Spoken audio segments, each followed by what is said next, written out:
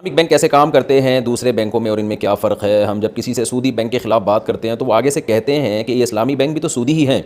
इस बारे में रहनुमाई फरमा बहुत फ़र्क है। मैंने एक साल बैंकों में जाके खुद जामिया रशीद की तरफ से मेरी तश्कील हुई थी, खुद हमने पढ़ा है सिस्टम को बहुत अच्छी तरीके से। बहुत फ़र्क है इस्लामिक बैंकों में और कन्वेंशनल बैंकों में। पूरी एक एक चीज़ का फ़र्क बताने में तो बहुत टाइम लगेगा। बेसिक फ़र्क ये कि इस्लामिक बैंक लोन देता ही नहीं है आपको। वो उसको लोन से ताबीर तो करता है लेकिन लोन देता ही नहीं है। तो लोन ही पे तो आगे ज़्यादातर सूद के लेन देन शुरू होता है। आप इस्लामिक बैंक के पास जाएंगे ना, मुझे कर्जा चाहिए, तो बैंक आपसे पूछेगा करना क्या है। तो आप बताएंगे मैंने गाड़ी खरीदनी है, मैंने घर बनाना है, मैंने फैक्ट्री के लिए माल खरीदना है। तो बैंक इन तमाम चीज़ों में कहता है हम आपको खरीद के हम कैश पे उठाएंगे, किस्तों पे महंगा करके बेच देंगे आपको। तो इस तरह से होता है। फिर वो आप ही को वकील बना देता है अपनी तरफ से कि आप पहले बैंक के लिए खरीदें, फिर बैंक जब आपके कब्जे में आएगा तो फिर बैंक आपको बेचेगा। ये मैंने खुलासा आपके सामने पेश किया है। तो ये समझाने के लिए कि बहुत बड़ा फ़र्क ये है कि इस्लामिक बैंक लोन नहीं देता। नाम उसको लोन का देगा लेकिन अल-इब्रतु लिल-मानी ला लिल-अल्फाज।